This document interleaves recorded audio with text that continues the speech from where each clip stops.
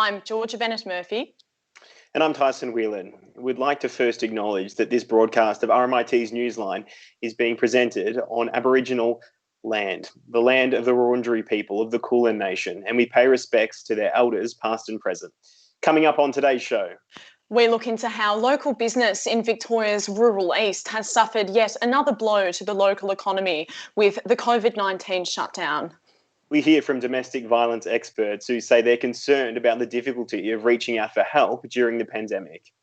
And how the travel industry has been impacted by the coronavirus. But first, here are some of today's headlines. Victorians will continue working from home until the end of June, Premier Daniel Andrews announced this morning. This comes after a further 8 new cases of COVID-19 were recorded in the state yesterday. Over 200,000 coronavirus tests have been taken since the start of the Victorian testing blitz on May 11.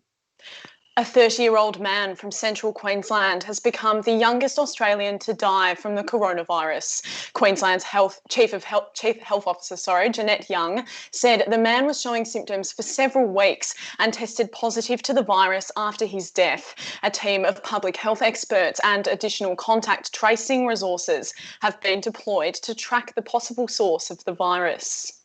An Australian SAS operator known as Soldier C is being investigated for war crimes. According to two other SAS personnel, Soldier C shot and killed a disabled man in Afghanistan during a 2012 operation. The ABC confirmed the soldier was also behind the Wheatfield killing aired on Four Corners earlier this year.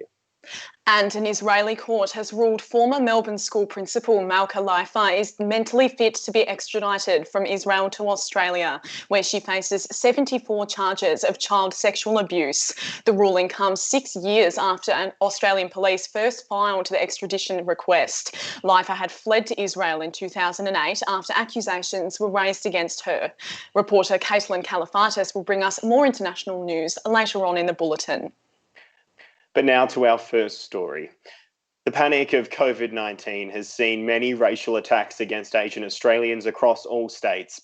The attacks have stemmed from the COVID-19 virus being called the Chinese virus or Asian virus, which has made many Asian Australians, vulnerable to verbal and physical abuse. Media Diversity Australia has created an initiative to combat this ongoing problem. Simone Etev reports. Australia has seen a rise in racial attacks against people of Asian background during the COVID-19 pandemic. Recently, Media Diversity Australia collaborated with Asian Australian Alliance and Colour Democracy to create the COVID-19 Coronavirus Racism Incident Report Survey, which gives opportunity for Asian Australians to speak and report their experiences of being racially attacked. The initiative came about because we have seen that there have been a lot of incidents in the community, racism incidents which are related to the virus.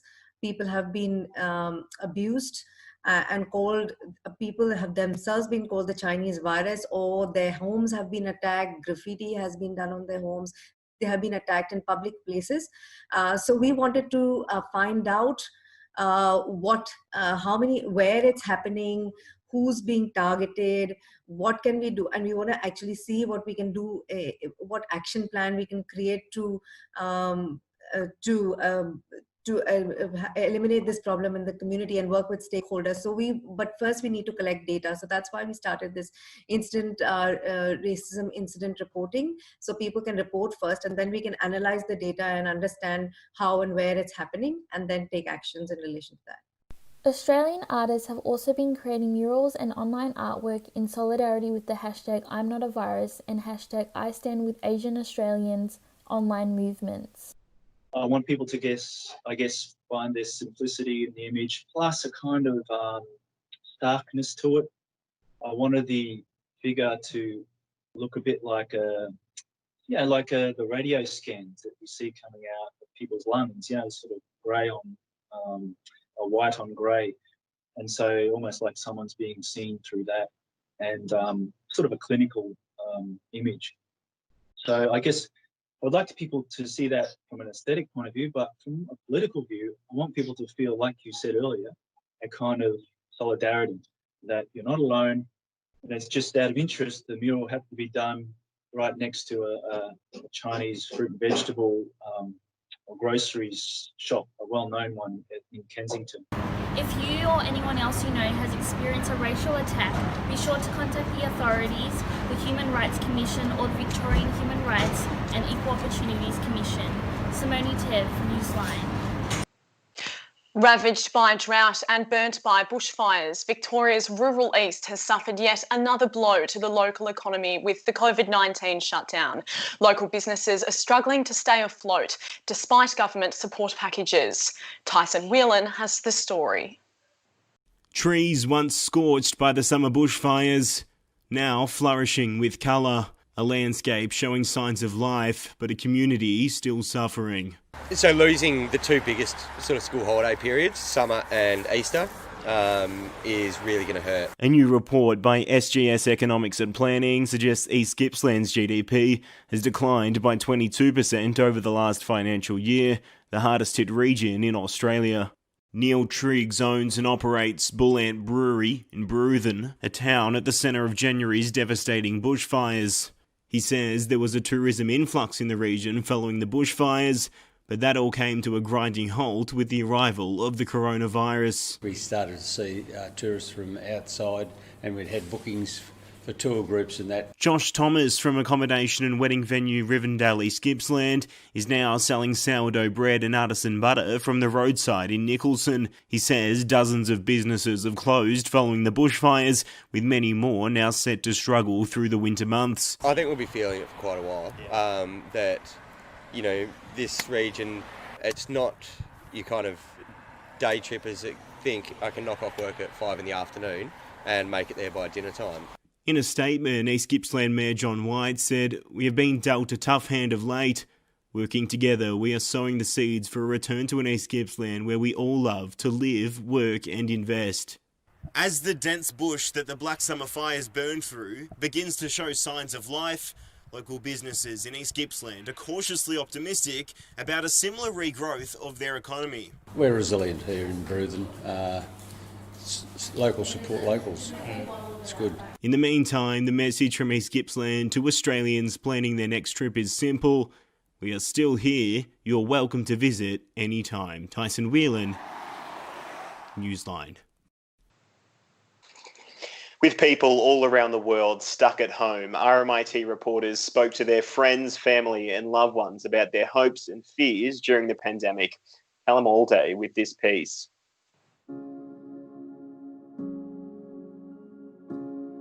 I think for me, it might be a new appreciation for people and being around people, because that I just took that for granted. I didn't realize how much I enjoyed it until it got taken away from me. I think that might be something that I'll come to learn coming out of the crisis. This pandemic sort of like made me realize like how a lot of my interests rely on social interaction, like going out and like being with other people. I mean, if I didn't have my creature comforts, I'd probably end up running around the streets talking to myself. I forgot about how important they were.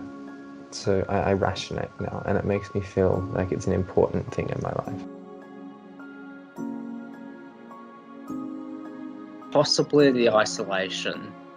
Like, even though I'm kind of a reserved person that keeps to myself, I do like having some social interaction. Sometimes there may not be a lot of social interaction, but just some social interaction. When it's just right, it just makes me very happy. But at the moment, that's obviously highly restricted, and there's only so much you can get from just social interaction online. I still feel a little bit isolated. Getting less work hasn't helped, because that would be the only time that I see people. This interview is really the only social interaction I get these days.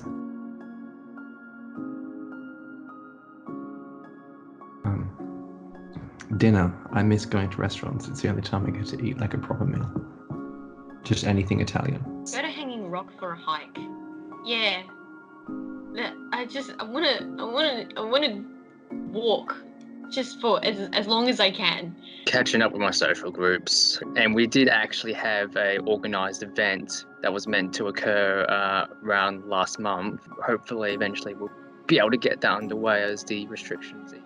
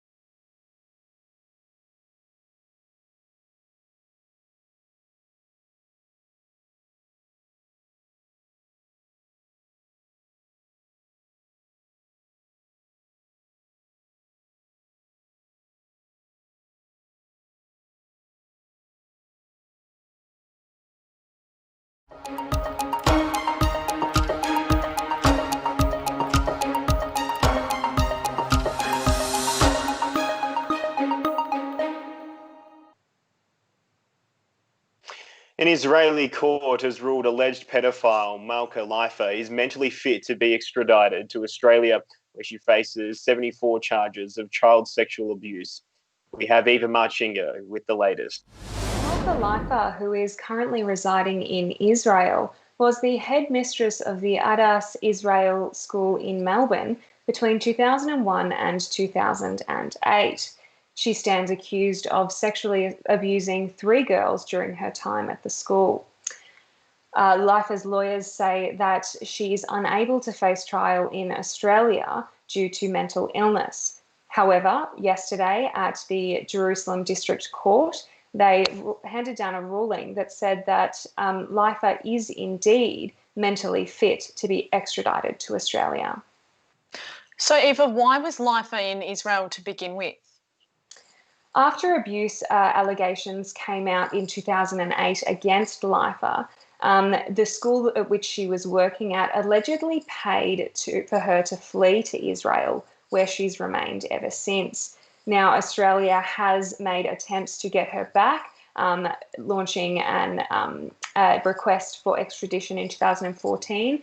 However, there have been continuous delays. As it stands, this case has been going on for more than 5 years, damaging Israel and Australia's relationship as it goes. And Eva, will this ruling bring an end in sight to this case? Look, Tyson, Leifer's accusers certainly hope so. The 3 of them, who are sisters, stood close together today as they gave a press conference in front of Victoria's former Premier, Ted Baillieu. They said that the enormity of the decision was something that was staggering to them. There has also been a date set for the renewal of the extradition, which is July 20. But however, things are not done yet. There is a very strong likelihood that Leifer's defence team will appeal this decision to the Jerusalem High Court. All right, Eva, thanks so much. Eva Marchingo reporting live for us there. In our next story, we look into Australia's increased interest in keeping fit since coronavirus lockdowns were enforced, with Google Trends indicating more people have been interested in exercise than ever before. My co-anchor, Georgia Bennett-Murphy, reports. If you feel you've noticed more joggers around your local oval and increasing social media posts of lycra-clad home workouts recently, a data analysis can prove you're not imagining it. Fitness equipment sales have grown by 170% during lockdown, and a review of Google search trends within Australia reveals a late March spike in terms such as exercise, home workout and home gym. Matt Boland says his online personal training services are booming, and there's been more beginners signing up than ever before. What we've found is that the majority of our subscribers are new to fitness. We think this is due to the lockdown and that more and more Australians are finding it hard to cope with not being able to do everyday things. Mental health has been at the forefront of our program, which is why we believe we've had such a good uptake in new clients joining our services. But it's not just beginners who are learning to exercise from home, with elite athletes across the country needing to adapt in order to stay fit. Footscray VFL player Jesse Glass-McCasker is one of the many athletes getting creative. So without access to gyms, just mainly bodyweight stuff. Got resistance bands, looped it around an old rake handle, using a chair for dips, and purchased a weight vest just to ramp things up a bit. And to further increase the weight, I've also been doing some squats with my fat little stuffy. George Bennett-Murphy, Newsline. If you feel you've noticed more joggers around your local oval and increasing social media posts of lycra-clad home workouts recently, a data analysis can prove you're not imagining it. Fitness equipment sales have grown by 170% during lockdown, and a review of Google search trends within Australia reveals a late March spike in terms such as exercise, home workout and home gym. Matt Boland says his online personal training services are booming, and there's been more beginners signing up than ever before. What we've found is that the majority of our subscribers are... Unfortunately, there seems to be a technical issue there. We'll move on to our next story. Have you ever thought about your pet's mental health? Well, COVID-19 might not only be affecting humans, but also our furry friends. Michaela Van Loon reports on how separation anxiety could affect our pets after isolation. When coronavirus hit Australia, we prepared for the human aspect of our physical and mental health. But when the state went into lockdown at the end of March, an increase in people working and studying from home became the new normal. If you can stay home, you must stay home. But when our routines changed, so did our pets. Their new normal became constant company and perhaps a bit more love than usual. So some animals will just take it in their stride that, their owners have had a great big long holiday. Other animals may find it a little bit disruptive when people go back to their regular activities, and they may find it unsettling that now their owners aren't home all the time with them. It isn't clear why some animals may experience some sort of separation anxiety over others, but it can occur, even if it does go undetected in quieter animals. So animals that are very attached to their owners who find it distressing to be without them, we would see a variety of things from the expected barking, howling, destructiveness that we expect to see from dogs, through to withdrawal, hiding, that we may see with shyer animals or shyer dogs and cats. Dr. Lee says other telltales that your pet is anxious include it not eating until you get home or house soiling. Even though Dr. Lee says we might not see an increase in people using veterinary behaviourists, we might see an increase in people being more aware of their pet's behaviour. She suggests we start leaving our pets on their own throughout the day, where it's possible, to create that feeling of separation. Should your pet show any signs of anxiety when normality returns, contact your local vet for assistance. Michaela Van Loon, Newsline. When COVID-19 first hit Australian shores, many of us were forced in to stop the spread of the virus. RMIT reporters spoke to their friends, family and loved ones about their hopes and fears during the pandemic. Chloe Karras with this piece.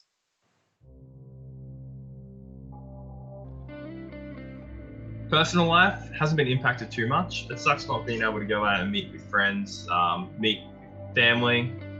Work life has been dramatically changed. I'm now working from home. My entire team is working from home. In fact, pretty much my entire organisation is working from home. Obviously, I have to stay home now. I do uni online instead of going to classes, but I continue to still go to work because I work in the hospital. I'm still working, so that side of everything is still quite normal. For the first time ever, I've had to write a policy on a virus. Never thought I'd have to do that. And I'm sick of cleaning everything at work. No, it hasn't made me reflect on what and who I love. Family has always been the most important thing to me. Well, obviously I can't do the things that I love to do, like going to visit my friends or going outside. It hasn't really changed the way I get along with people or love them. And I haven't changed my perspective of different people. I have seen some people really struggling to cope. For me, I'm pretty much living my normal day-to-day life anyway.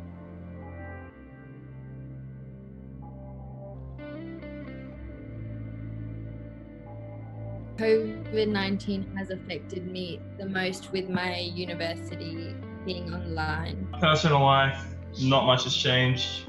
Obviously work has changed significantly with COVID-19, working remotely entirely, but I'm starting to really enjoy it. No different to last week. Maybe I'm not quite cleaning as much as what I was because we have only 5 cases left up here.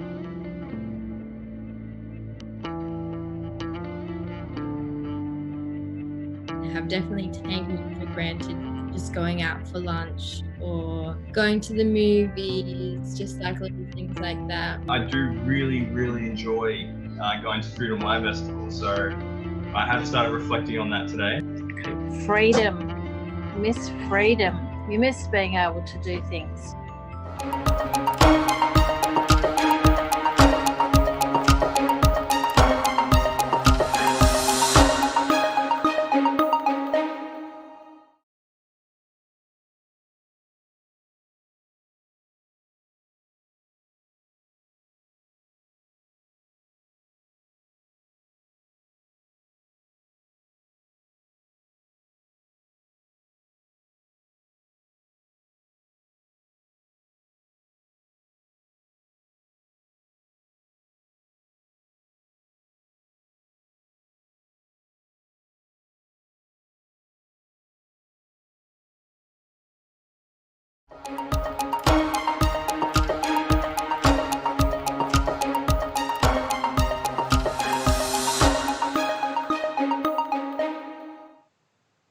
Welcome back. Thousands of young people in state care are becoming homeless. A recent study by the Salvation Army found that 35% of young people leaving state care end up homeless within 1 year. Julia Ranieri reports. Young people's need for a secure and safe home is vital. Fallon Code, a youth worker who works with youth organisation Concern Australia, acknowledges the problem around young people leaving the system at 18. That any young person is ready when they're 18 to be left to their own devices, especially young people that have come out of state care. You know, they're dealing with all sorts of trauma, mental health issues. They don't have the social and community supports that we all have. Even as young people depart, securing housing is a challenge. Simply because they're young, they don't have a history of employment, but they're also dealing with these other issues like mental health, social isolation and these kinds of things. She talks of one of her clients who shut down as the forced departure loomed. He suffers from anxiety and depression, and it really became really heightened around that time. He spent a lot of time in his room, found it really difficult to engage with workers. In 2008, the Rudd government released its white paper, The Road Home, a bold new initiative to reduce the number of homeless people on our streets by 2020. But now it seems that 35% of young people leaving state care become homeless within their first year of leaving. The statistics are staggering. 65% of young people who leave state care suffer from poor mental health. 46% of male leavers will end up in the juvenile justice system, and 29% of young people will be unemployed. I really believe that having a model that goes through the age of 21 would allow young people to transition into adulthood in a really supported way. Yet an answer could lie in government assistance. It's really national government where we need, much more support flowing through to the community housing sector. A devastating problem in a confusing time.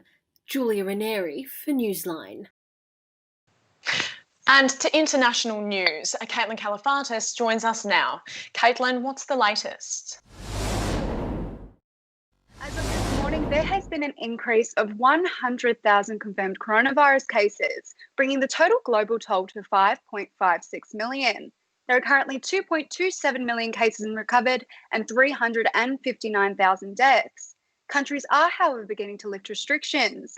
Denmark has opened its borders to couples who were separated from their partners by the coronavirus lockdown.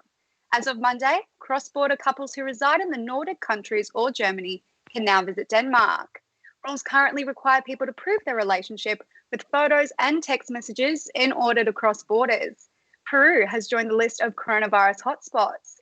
123,000 confirmed coronavirus cases and 3,600 deaths. Many of Peru's poor have no choice but to venture outside their homes for work, food, or even banking transactions, leading to a rising infection rate despite the country's best efforts to respond seriously to the pandemic. In the US, a national conversation has been sparked about the rush to judge unarmed black men by both police and members of the public, following 2 viral videos getting traction overnight. 4 Minnesota police officers have been fired after the death of a black man who was taken into custody and seen on video being pinned down by his neck. According to police, US man George Floyd physically resisted officers when asked to step away from his vehicle. In the 10-minute video filmed by a witness, the man is kept on the ground by the officer despite his pleas to let him breathe. Witnesses urged the officer to take his knee off the man's neck, noting the man appearing motionless before he's put on a stretcher and into an ambulance where he later died. This fatal incident follows yesterday's story of a white woman, Amy Cooper, who called 911 on a black bird watcher who told her to leash her dog in New York Central Park.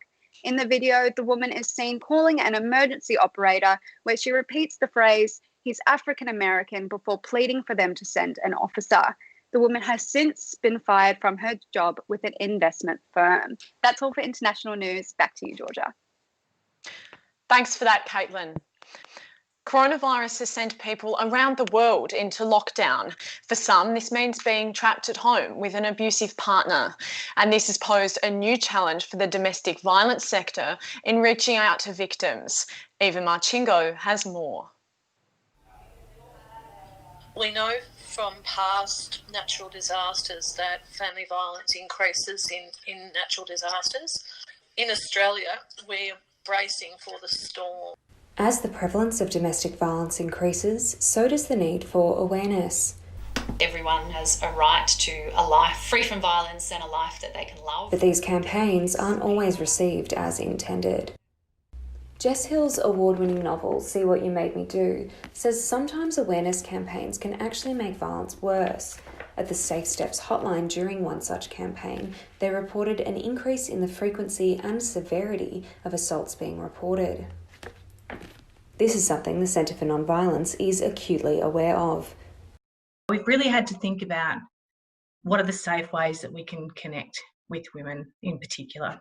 So how can we do that in a way where they're safe to receive our message, but also able to hear the message, because at the moment we know that that's really difficult for them. So we've had quite a few meetings about that, and someone in our team came up with one idea of putting chalk messages on footpaths, because one of the reasons that women can leave the house is to exercise. It's a subtle way of saying we're here for you, this is our number. So it's really important that ongoing, and not just now, it's critical now because we know that it's even more difficult for women, but this is not a new issue. These people who are controlling their partners are just finding new ways of doing that because of COVID-19. It's certainly not new behaviour. While these strategies will help the domestic violence sector reach women in lockdown, there is still a long way to go in reaching victims completely isolated by their perpetrators. Eva Marchingo, Newsline. The federal government has ordered the Therapeutic Goods Administration to investigate whether counterfeit face masks have been supplied to healthcare workers treating coronavirus patients. The concerns have risen since the TGA relaxed its regulations on testing masks in March to combat the global shortage of personal protective equipment. We have April Austin with us to give us more details. So April, what type of face masks exactly are we talking about here? Hi guys, we're talking about the P2 N95 and KN95 face masks, which are the more heavy-duty respiratory masks that healthcare workers use when they're directly working with COVID-19 patients. These masks are designed to trap 95% of the airborne particles that can spread the virus, so that gives you an idea of why it's so important that these masks aren't counterfeit and are meeting the required standards. And April, have these faulty masks been found in all hospitals? The issue's mostly been at private hospitals. Private hospitals differ from public ones because they usually buy their face masks and personal protective equipment from their own suppliers rather than getting it from the government's national supply. The theory that experts have on what's been happening is that since the TGA lowered their regulations on testing to get approval for the face masks, people have been getting masks approved and then just selling these directly to the public without them being properly quality checked. Companies such as even Officeworks and Bunnings have been selling these masks, but they have assured customers that they are meeting the required standards. April, I wanted to ask about the government's response to this issue. What has the government done to respond to this matter? So, Acting Federal Health Department Secretary Caroline Edwards was questioned yesterday in the Senate inquiry into the government's response to COVID-19. She announced that the TGA would be investigating whether there are counterfeit face masks on the market. She also explained how the new exemption against the old testing regulations works, and it's meant to work just for masks that are being sold directly to the Australian government for that national stockpile, and is not meant to be for masks that are sold directly to consumers. They should be going through the normal regulations. The idea then is that the masks that go to the national stockpile are quality checked before they're actually distributed to the front line. So going forward, April, how can people identify if their mask is faulty?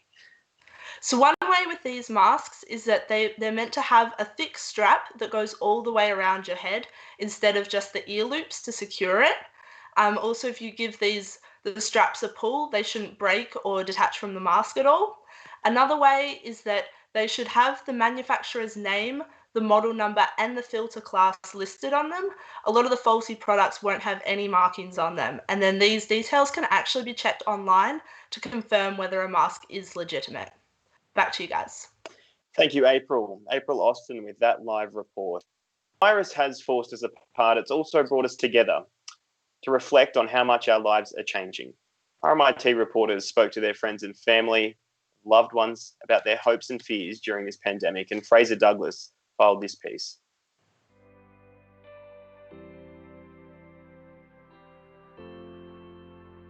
My name's Emma Douglas and I'm from a small town in far southwestern New South Wales called Moolameen. I've been fortunate enough to keep my 2 part-time jobs over the last couple of months, and I do notice, however, that the town has become a lot quieter and businesses have certainly slowed down. The community is definitely feeling the pinch since COVID-19.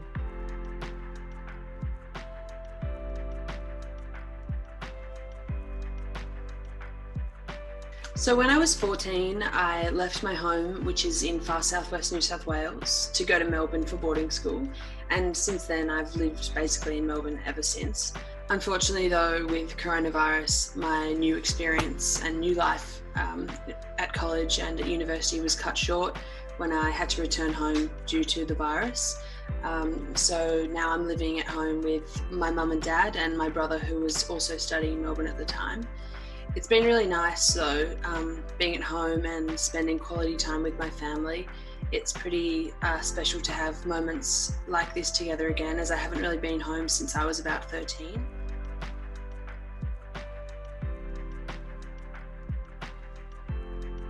I've really enjoyed following the kindness movement on social media, and I've been able to see lots of different acts of kindness, and where people are coming together, not physically, but they're coming together as a community and sharing stories and video of things that have happened in their communities where people have been shown love and have been included and celebrated, I guess.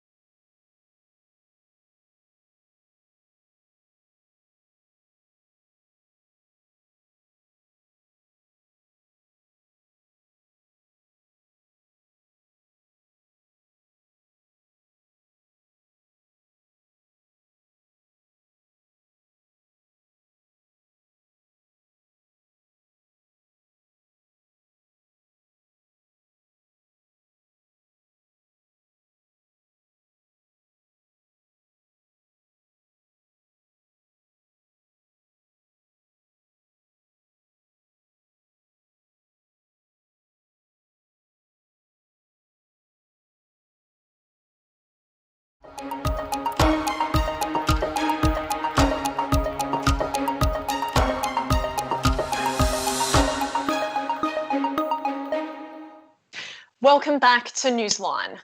National Reconciliation Week starts today, an important time for all Australians to learn about our shared histories, cultures and achievements.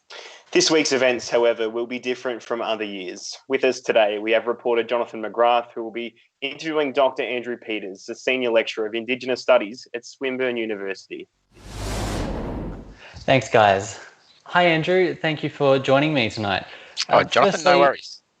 Firstly, what kind of events will be taking place during this year's National Reconciliation Week? Well, clearly, almost all of them will be online events. I've already been involved in a couple myself via Zoom and a couple of other online platforms. So, I would be really surprised if any events were happening on country, and certainly with any certain groups of people, but almost all of them will be online, I would have thought. Yeah, and what kind of events are we seeing? I know there was a National Welcome to Country today that took place. What else are we seeing? Well, a lot of them will revolve around the notion of welcome to country, which is, I guess, central to the theme of reconciliation itself. My late mother, who unfortunately I lost last year, was always talking about the need for reconciliation in Australia and recognising both Aboriginal and non-Aboriginal people together. And so I think a lot of the events will be around that, and particularly trying to get non-Indigenous Australians to become involved a bit more. In my experiences, a lot of people are genuinely interested in trying to help and to get involved in Indigenous issues, but they're just not sure how. And so I think a lot of these online events in particular provide many more people with a real good opportunity to be able to do that. Yeah, absolutely. And so this year's theme is In This Together. What's the significance of the theme? Well, clearly, given the relevance to COVID-19 and the fact that everybody's kind of in the same boat there. On top of that, one of the central themes of Aboriginal culture and Indigenous cultures all over the world is the notion of connection and feeling a part of not only your culture, but feeling connected to your family, to your culture, and to everything around us. It's a real central theme of what we might understand as Indigenous knowledge in the world today. And so having it for the theme of reconciliation, it's pretty much we could have it every year if we wanted to, but it's just about sort of, I guess, understanding that even in challenging times, in times of stress like we're all going through at the moment, that we are all connected to each other, and if something happens to one person in our community, it really does affect everybody else. And particularly as, again, in this time of COVID, we're having trouble getting some people to recognise the impacts of their behaviours by not social distancing. And that's, again, part of the key theme, I guess, of Reconciliation Week is understanding that every little thing we do can either help or hinder the community that we live in, and we all have a responsibility to address that. Absolutely. And now, Andrew, many organisations have reconciliation action plans. And what do these involve and how important are they? Well, they're sort of documents that are very much designed by Reconciliation Australia. And when I say that, they can be customised, I guess, and they should be customised to an individual organisation. But essentially, they provide a roadmap for how that organisation, whether it be an educational institution like a school or a university or a business or even a community group, how they can engage with Indigenous cultures and Indigenous people and Indigenous communities and help that to either amend and change their operations and change their behaviours a little, or just help them better understand Indigenous peoples and culture. For some organisations, that will have a direct impact on their daily operations, but for others, it might just be a slight shift in their worldview and how they operate and how they look at things. And as I say, being able to connect with their local community is a really important part of that. So they perform a really important role, and they have a number of different levels. So they can be customed or tailored, as I mentioned before, to suit a particular organisation, depending on their particular needs and their level of engagement, current engagement with their Aboriginal community. Yeah, absolutely.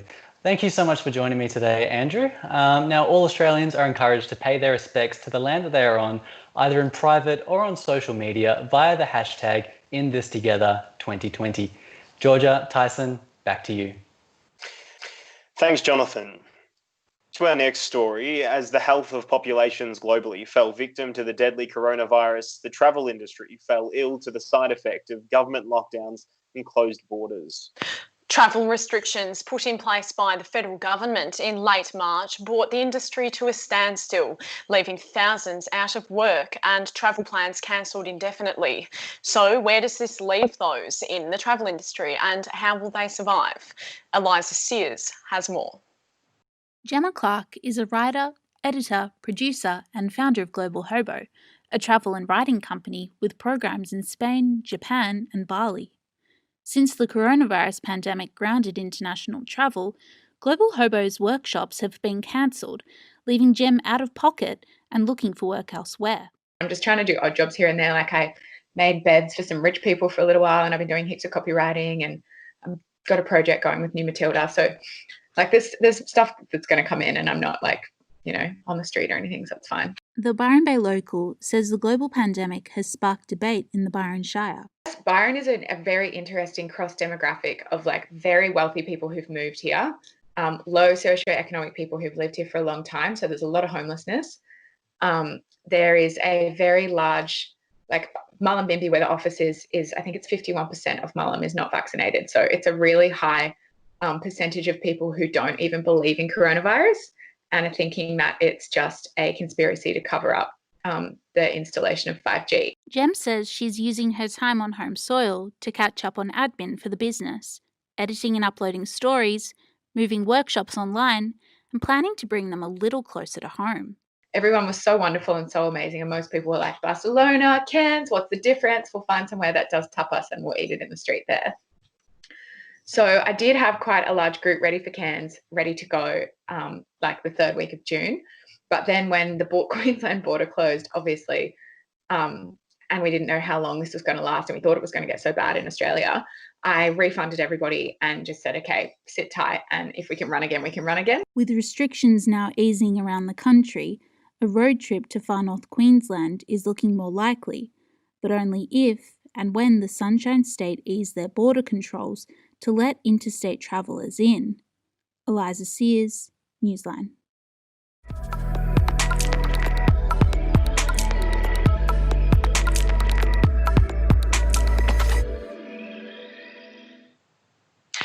During the COVID-19 pandemic, everyday life has become a little extraordinary.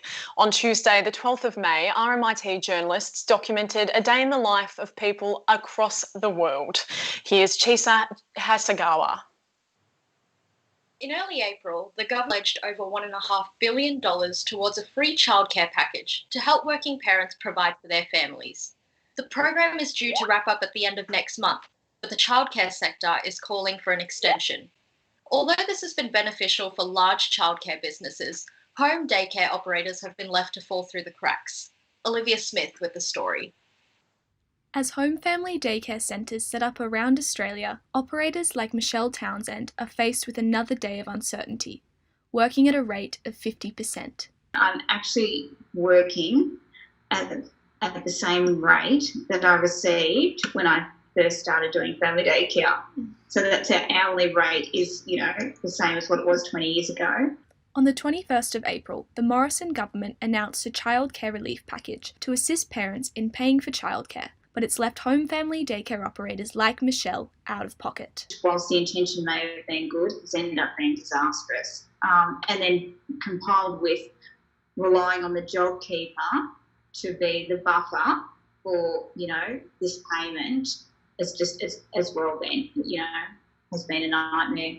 Michelle is just one of thousands of home family daycare operators who can't receive the JobKeeper payment, yet must continue to work to the same level she was prior to the package. Little things like, I know, say if a parent wants to pick up half an hour later, you more or less just have to wear it because you can't charge them anything extra. Michelle's concerns go further than herself, believing that many in the industry are doing it even tougher than her. A lot of family daycare educators and a lot of childcare educators are on working visas.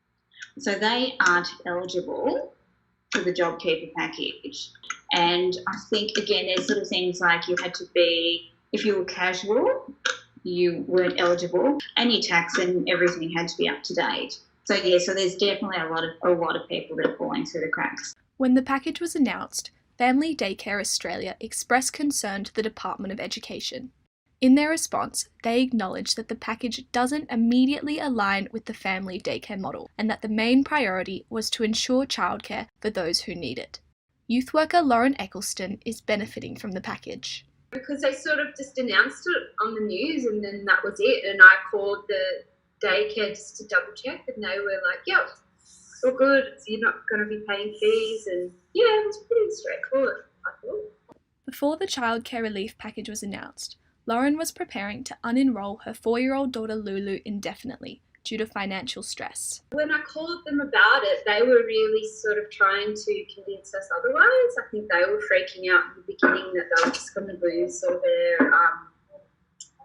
like the kids that go attend childcare. So they were sort of convincing us it was okay.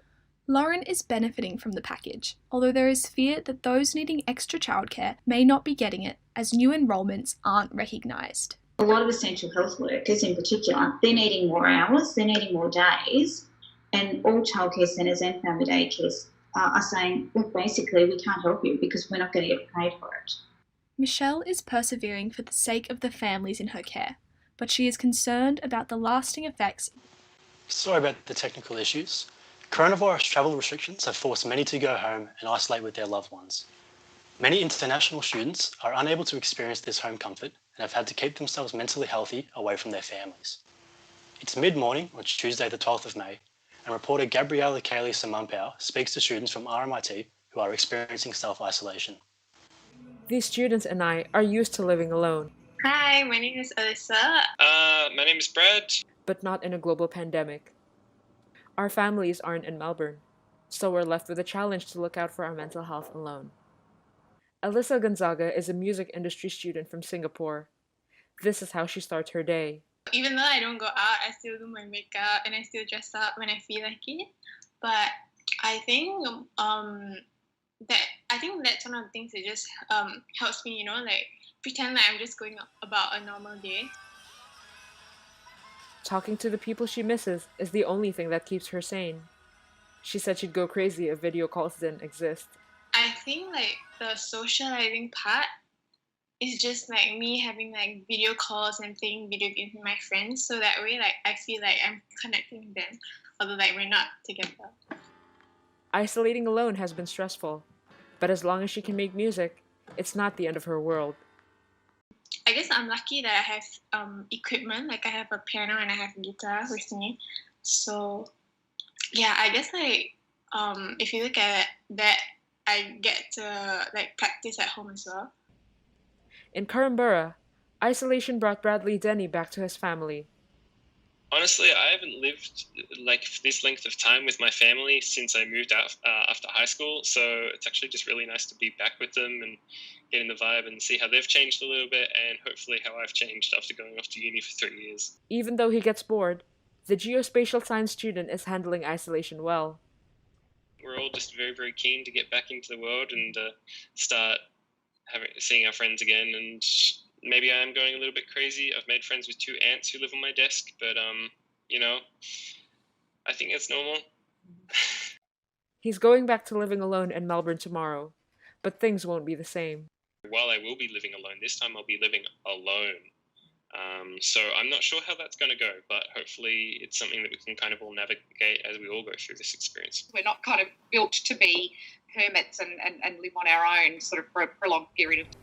Elizabeth Matiacic is a mental health counselor at RMIT University. Whether it's online or a few meters apart, she says we are still social animals. Even if you're an introvert and you do enjoy time on your own or need time on your own, you'll always kind of come out of the cave to connect. Elizabeth says managing a routine is a healthy isolating habit. It separates work and play. Something that I've been hearing from students is just how much leisure time bleeds into school time. Home is suddenly not home anymore. Home's normally a haven and a place where you could, decompress and recover from the day. All of a sudden, no, it's all happening at home. After months of isolation, Bradley will finally meet his partner and friends in Melbourne. Unfortunately, booking a flight home is still impossible for Alyssa and I. Gabriella Cayley-Samampau, RMIT Newsline. While it's midday in Melbourne on Tuesday, May 12, Pakistan is just waking up. With a population of over 210 million people, as of today, Pakistan has just under 58,000 confirmed COVID-19 cases, with around 1,000 deaths. Without any strict lockdown laws in place, Pakistan has nonetheless been impacted by the pandemic. Saba Hashmi reports.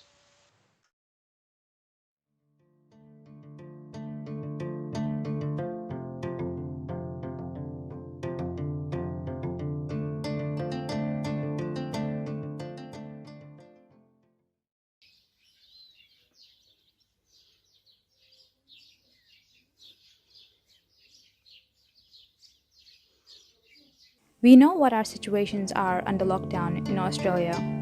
What about people in developing countries like Pakistan? Well, as social distancing is a non-existent concept in Pakistan, things are quite the same.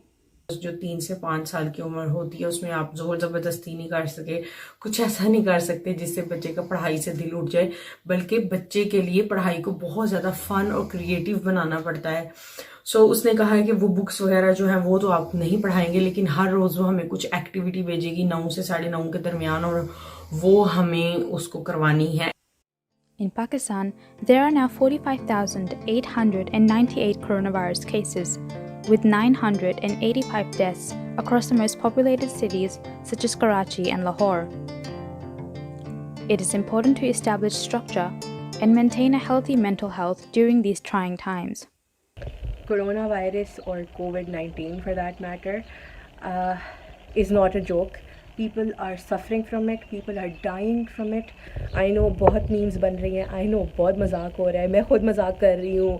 I'm posting memes like there's no tomorrow on my Instagram. But I just need everyone to realize कि मजाक, गपशप, हर सब कुछ अपनी जगह बहुत अजीब सी situation बनी हुई है.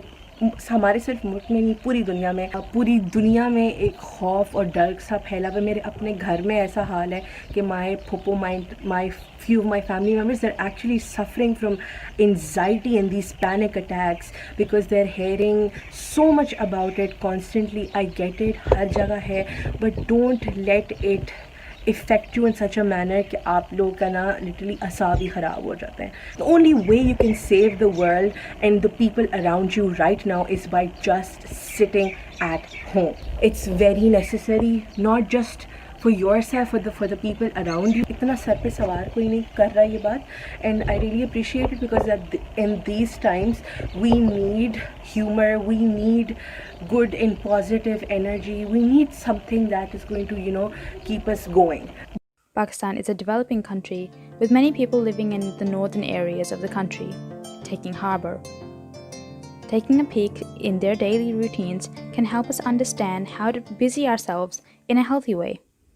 यार वैसे लॉकडाउन की वजह से ना देखो पूरा पोल्यूशन खत्म हो गया. अब मैं वहाँ दूर तक क्लिक शहर देख सकता हूँ. रोज़ निकलता हूँ. लॉकडाउन से पहले भी मैं सुबह हाइक के लिए जाता था, अब भी जाता हूँ. मतलब वो न तब मुझे कोई बंदा बाहर नज़र आ रहा था, ना अब मुझे कोई. और इस तरह रूम में बैठ के मैं बुक नहीं पढ़ता, तो मैं कैसे पढ़ता हूँ.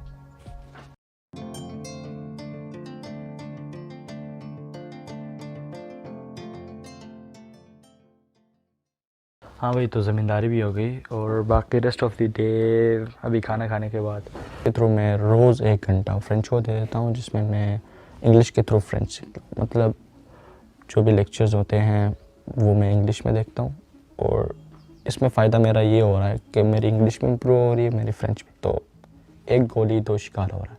मैंने बाकायदा पूरे नोट्स बनाए हुए हैं फ्रेंच के सारी चीज़ों के. ये तकरीबन मैं 1.5-2 महीने से लगा हूँ. इसके अल्फ़ाबेट्स सारे फ्रेंच अल्फ़ाबेट्स हो गए.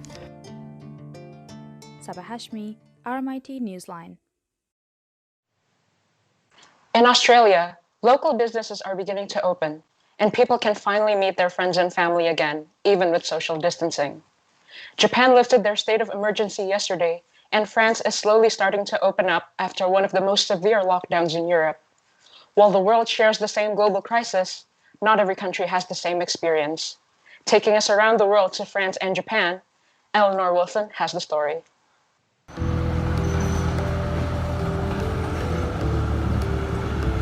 Hey, I'm Eleanor and I'm a student from Melbourne, Australia. I'm currently at my part-time job at the Queen Victoria Market. Although a lot of the market stalls here are still closed, we're definitely beginning to see more customers coming in, which shows us that hopefully we're getting through the worst of this virus. In fact, as of midnight tonight, coronavirus lockdown restrictions across the state of Victoria will begin to ease. Up to 5 guests will be allowed indoors and groups of up to 10 will be permitted outdoors. But what is life like for people on other sides of the globe where the coronavirus curve is yet to flatten? I spoke to 2 individuals from opposite sides of the world to find out what a day in the life of COVID means for them.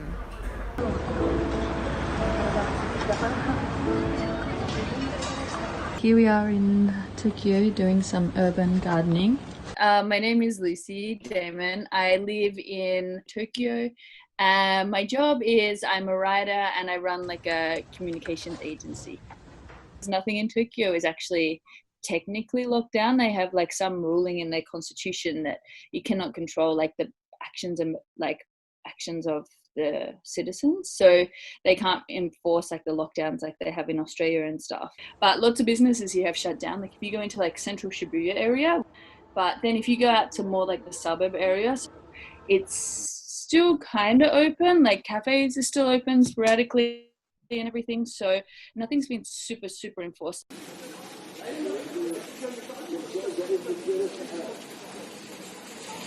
So my name is Aurélie and I live in France and I'm a student.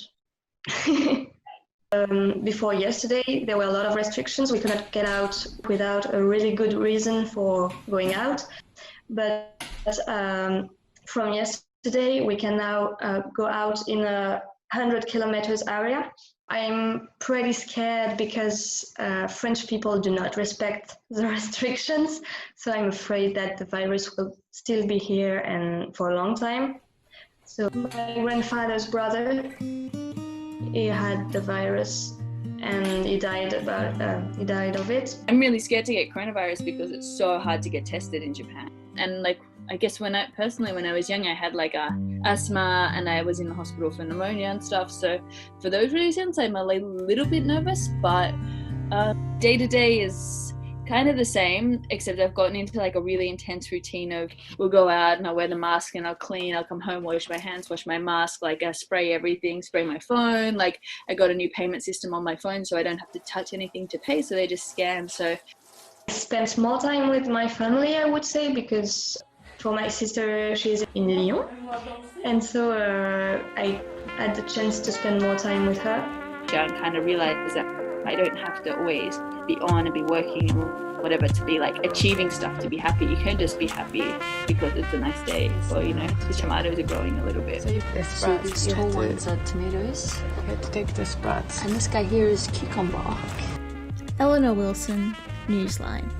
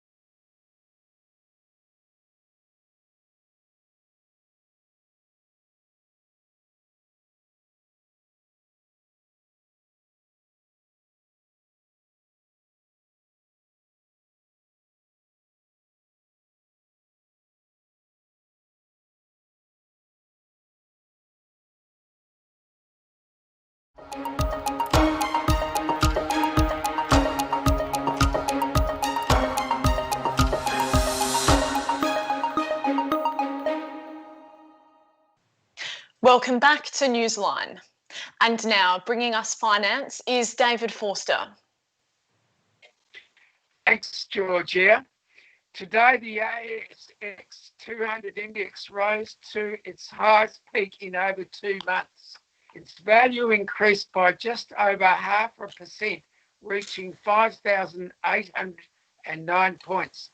Optimism over Australia's handling of the pandemic has been reflected in recent share market gains. The Dow Jones rose 2% despite major increases in unemployment and a rising death toll from the pandemic. The Nasdaq also closed marginally higher.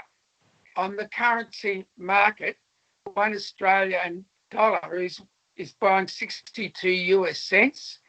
The Aussie dollar buys 107 New Zealand dollars, 61 euro cents, 54 British pence, and 71 Japanese yen, which means I can't afford to travel now. In commodities, gold is trading at $2,574 per ounce. Crude oil values fell marginally. That's the latest finance news for today, Georgia and Tyson. It's back to you guys. Thanks, David. I certainly hope we can get back travelling sooner rather than later. Look, a large number of businesses have experienced revenue losses or have been forced to close under COVID-19 lockdowns and restrictions. Even more workers have been forced out of a job, but some businesses are doing extremely well. So what does this mean for Australia's economy as it emerges from the pandemic? Isabel, the story. The impact of the COVID-19 pandemic has been felt especially hard in small to medium businesses. Some businesses are booming as the pandemic progresses. Dave Abel's coffee roaster and coffee machine sales business has experienced meteoric growth during the pandemic. Probably increased by another 40 to 50% without a doubt. Larger hardware and home improvement retailers such as Bunnings have also seen increases in sales as more people spend their time at home. To work from home, and then more recently we've seen our customers spending a lot of time thinking about a range of different projects, either for home repairs or home maintenance, or just simply things to stay occupied while they've been asked to stay at home. The Australian economy that have done better through this tend to be areas like the supermarkets, because people are no longer eating out and therefore they're eating at home, and they've been stocking up on a lot of staples at the supermarket, and that's the main area that's done particularly well, along with areas like Bunnings. So you see this. Just the fact that people have got so much more time to spend at home, they're realising that there's a bunch of jobs that they need to get done around the house. And those things have meant that they've essentially doing a lot more DIY.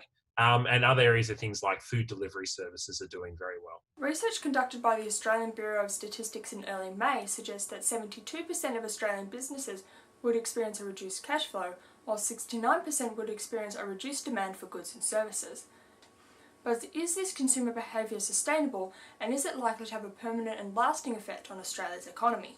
I think there's probably going to be a shift towards more online retailing as well. So we've already seen that some bricks and mortar retailers are reconsidering whether they will in fact reopen all of their stores, because we've had 2 months, and 2 months is about the time it takes to form new habits, where people have increasingly been shopping online for clothes, and we may find that in fact sticks after the crisis.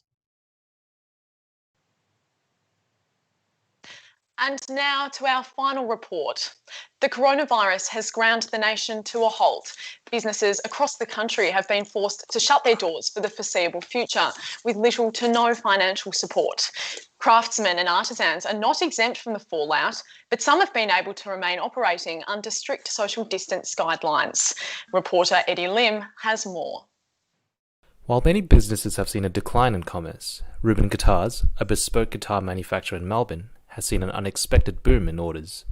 We specialise in bespoke handcrafted guitars, so acoustic guitars, electric, ukuleles, bass guitars, pretty much anything and everything. And the main theme is we say bespoke because it actually is a bespoke journey that people go through. They come to us with their ideas, they select their own timbers, their own body shapes, electronics, basically anything and everything, and we build it then from the ground up. According to Reuben, business has been booming for a number of reasons. So for us, business has actually been quite steady in this time. There's an increase in people wanting to learn guitar or take up that passion that they once had. So we've got a lot of people coming in with their guitars that they've found in their closets or under the bed, and we give them a good service and setup and restring.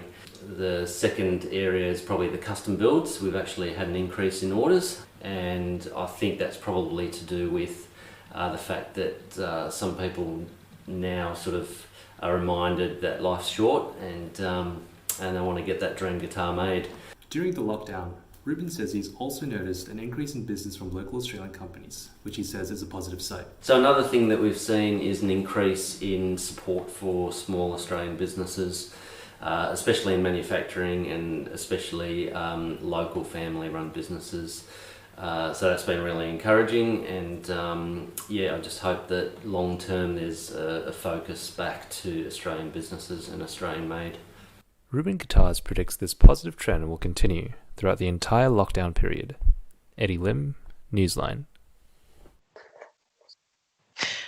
Well, it's definitely good to see people can still head out and get themselves a good musical instrument to try and teach themselves a new skill during isolation. I might consider going and grabbing one, teaching myself good old smoke on the water riff. What about you, Tyson? Smoke on the water. I don't know if I even have the patience to try and pick up a guitar. I think I learnt violin and trumpet for a few years when I was younger, so I might return to those roots. What do you think? Yeah, sounds good to me. I think ordering as much takeaway as possible and, just still us millennials learning to not ever learn to cook. I think that is the way I'm still going to go. I'm going to keep ordering my food and that's going to be the way I'm going to do my pastime. So no Sounds guitars good. for me. I think my Uber Eats is actually nearly here, so hopefully we can wrap up soon. But in the meantime, let's head to weather now with Cherie Ratton. Thanks, Tyson. Melbourne had a partly cloudy day with a top of 17 degrees. The city experienced moderate northerly winds, which are expected to become lighter in the evening. Tomorrow will be cloudy and possibly rainy, with a minimum of 10 degrees and reaching 16. Darwin was sunny today with a maximum of 31 degrees. It was partly cloudy in Brisbane with a top of 24. The Sydney enjoyed a high of 20 degrees. It was 15 degrees in Canberra and partly cloudy.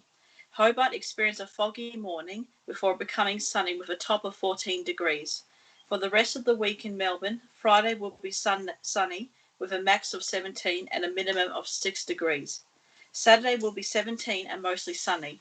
Sunday, a cloudy day of 15 degrees with a 90% chance of showers.